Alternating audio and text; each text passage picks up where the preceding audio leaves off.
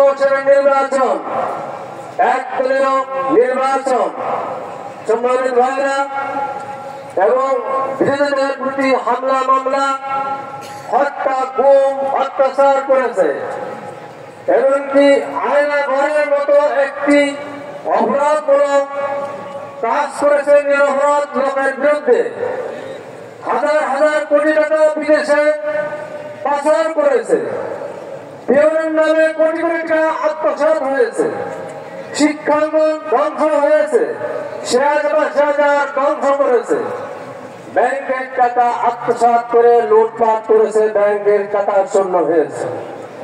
সম্মানিত ভাইরা, যারা 28 অক্টোবরে হত্যা করেছে তাদেরকে ট্রাইব্যুনালে হাজির করা হবে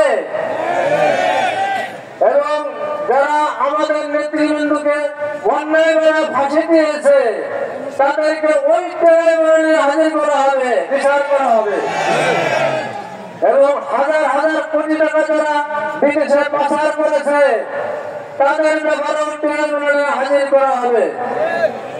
অসম বিরোধী অসম ব্যাপারে যারা এই হত্যা করেছে এবং সাধারণ জনগণ ছাত্রদেরকে হাজার হাজার মানুষকে হত্যা করেছে, যাদেরকে অন্ধ করেছে, এমনকি যারা বিকলাঙ্গ হয়েছে তাদের ব্যাপারেও ট্রাইব্যুনালে হাজির করা হবে।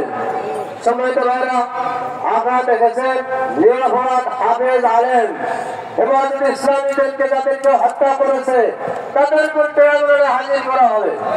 সম্মানিত ভাইরা, জামাত ইসলামী চায় এদেশে একটি শোষণমুক্ত সমাজ তৈরি করতে।